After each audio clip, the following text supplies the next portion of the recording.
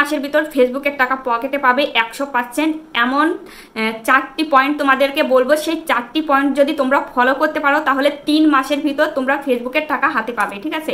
তো তার আগে উল্টোপাল্টা কোনো কমেন্ট করো না, আগে 4টি পয়েন্ট কি কি সেইগুলো জানো, সেইগুলো শোনো, তারপরে তোমরা বলো। তো প্রথম পয়েন্ট হচ্ছে তোমাদের একটা নতুন আইডি থাকতে হবে।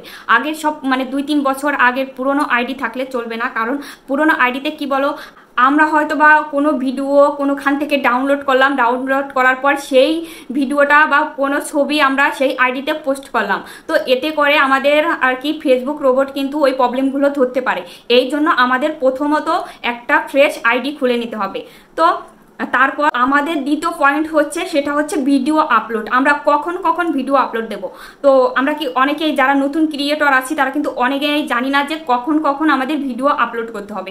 তো তোমরা মূলত আপলোড করবে হচ্ছে সকালে 8টার দিকে একটা ভিডিও আপলোড করবে, আর হচ্ছে 2টার দিকে একটা ভিডিও মানে রিলস ভিডিও আপলোড করবে, আর হচ্ছে 8টার সময় একটা ভিডিও আপলোড করবে। আর প্রতিদিন হচ্ছে হয়তোবা যদি বড় ভিডিও তোমরা যদি আপলোড করতে পারো তাহলে তোমরা প্রতিদিন একটা করে বড় ভিডিও আপলোড করতে পারো, আর যদি না পারো তাহলে তোমরা 1 দিন কি 2 দিন পর পর একটা করে বড় ভিডিও আপলোড করবে। এতে করে দেখো মানে 2 মাসের ভিতর মানে 60 দিনের ভিতর মনে করো যে 118টা এরকম মতো ভিডিও হবে।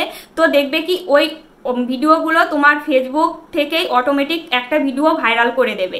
আর ভিডিও ভাইরাল হয়ে গেলে তো আস্তে আস্তে ফলোয়ার বেড়ে যাবে। আর কি বলো তো, তোমরা সব সময়ের জন্যই ভিডিও আপলোড করবে নিজের ভয়েসে, নিজের কন্টেন্ট, মানে কোনো মিউজিক মানে ফেসবুকের ভিতর থেকে বা বাইরে থেকে কোনো জায়গা থেকেই মিউজিক দেবে না, এতে করে কিন্তু কপিরাইট চলে আসতে পারে।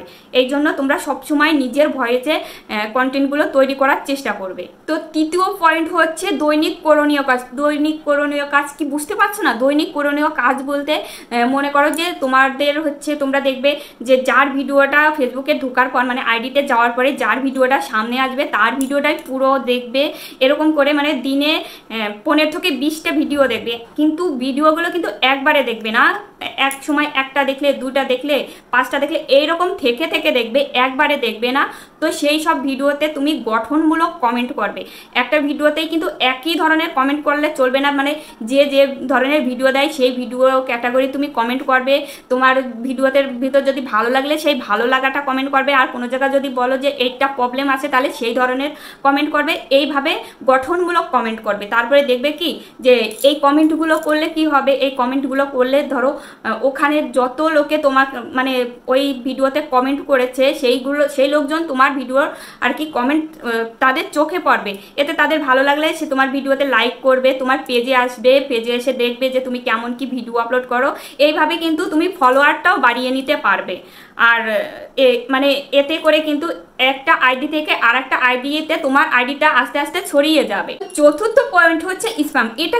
এটা কি বুঝতে পারছো না? এটা হচ্ছে তোমরা তো প্রতিদিন ভিডিও আপলোড করো, ভিডিও আপলোড করার পরে তোমরা এই ভুলগুলো করো। সেই ভুলগুলো হচ্ছে কি যে তোমরা নিজের ভিডিও বারে বারে দেখো। তো এই যে নিজের ভিডিওগুলো বারে বারে দেখলে ফেসবুক রোবট কিন্তু এটা বুঝতে পারে যে নিজের ভিডিওটা বারে বারে দেখছে, এতে কিন্তু আমাদের ভিডিওটা ভাইরাল হওয়ার সম্ভাবনা কম থাকে। আর হচ্ছে ফেসবুক কিন্তু অন্য লোকের কাছে এই ভিডিওগুলো সাজেস্ট করবে না, এতে কিন্তু আমাদের ভিডিওটা ভাইরাল হবে না।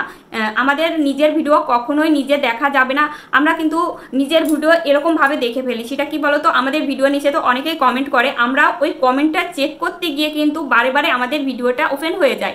তো আমাদের ওই কমেন্টগুলো চেক তো করতে হবে, সেটা করতে হবে মেটা বিজনেস সুইচ অ্যাপ থেকে, কারণ ওখানে কিন্তু সব কমেন্টে রিপ্লাই দেওয়া যায়। আর যদি নোটিফিকেশনে দিয়ে যদি কমেন্টগুলো চেক করো তাহলে কিন্তু বারে বারে তোমার ভিডিওটা ওপেন হয়ে যাবে। আর এমন একটা সেটিং আছে যে সেটিংটার মাধ্যমে এটা কিন্তু বন্ধ রাখা যায়, সেই সেটিংটাও তোমাদেরকে পরে দেখাবো। তো তোমরা আশা করি আমার সব কথাগুলোই বুঝতে পারছো। তো তোমরা যদি ঠিক নিয়মিত এই যে আমি যে কথাগুলো বললাম এটা যদি মাত্র 2 মাস কি 3 মাস, হ্যাঁ 2 মাস তো হবেই, কিন্তু ধরে নাও 3 মাস, এই 3 মাস যদি এই নিয়মগুলো তোমরা ফলো করো তাহলে তোমাদের ভিডিও কিন্তু ভাইরাল হবে। আস্তে আস্তে কিন্তু তোমাদের ভিডিওটা মানে তোমাদের পেজটা বড় হয়ে যাবে। তো আজকের মতো ভিডিওটা আমার এই পর্যন্ত। তো ভালো লাগলে তোমরা লাইক কমেন্ট করো এবং শেয়ার করে দিও, যাতে নতুন নতুন যারা আছে তারা জানতে পারে, শিখতে পারে। ঠিক আছে, বাই বাই, টাটা, ভালো।